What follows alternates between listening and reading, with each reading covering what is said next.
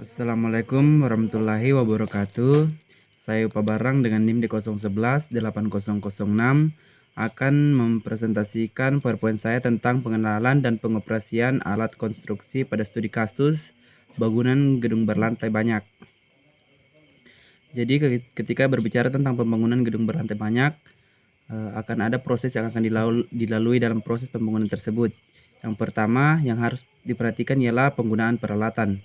Di dalam proses pembangunan gedung berlantai, peralatan sangat penting karena dapat menghemat waktu, kemudian menghasilkan pekerjaan dengan mutu yang lebih baik, kemudian menghemat tenaga manusia serta menghemat biaya. Selanjutnya, adapun klasifikasi peralatan. Jadi peralatan yang sering digunakan dalam pelaksanaan pekerjaan bangunan gedung bisa diklasifikasikan dengan beberapa bagian. Yang pertama, alat-alat berat.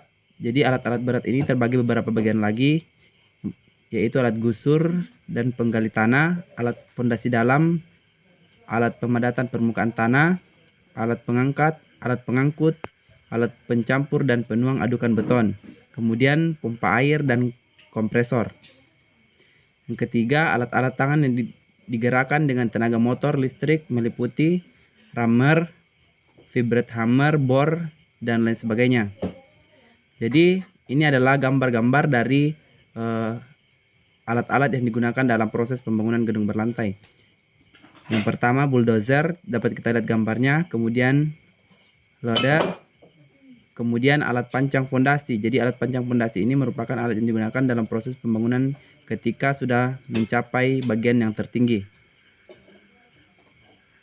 Kemudian alat pemadatan. Jadi dalam proses pemadatan ada digunakan alat trowel roller, kemudian tandem roller. Kemudian alat angkat dan angkut.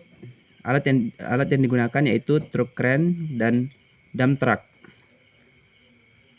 Yang terakhir, alat pencampur atau penggabungan agregat pada proses pembangunan. Kemudian pompa air dan kompresor. Jadi di sini ada gambar pompa air, kemudian gambar yang kedua ialah gambar kompresor. Kemudian yang ketiga alat-alat tenaga listrik. Jadi dapat kita lihat yang pertama rammer, pick and brake, kemudian vibration hammer, bor, dan gerinda tangan. Kemudian di sini masih ada banyak lagi alat-alat yang dapat digunakan yang menggunakan arus listrik, dan itu merupakan sebagian kecil dari alat-alat dalam proses pembangunan gedung berlantai. Jadi yang paling utama dalam proses pembangunan gedung berlantai ialah alat-alat yang dapat menunjang terpenuhinya proses pengerjaan gedung tersebut. Jadi mungkin sekian dari saya. Assalamualaikum warahmatullahi wabarakatuh.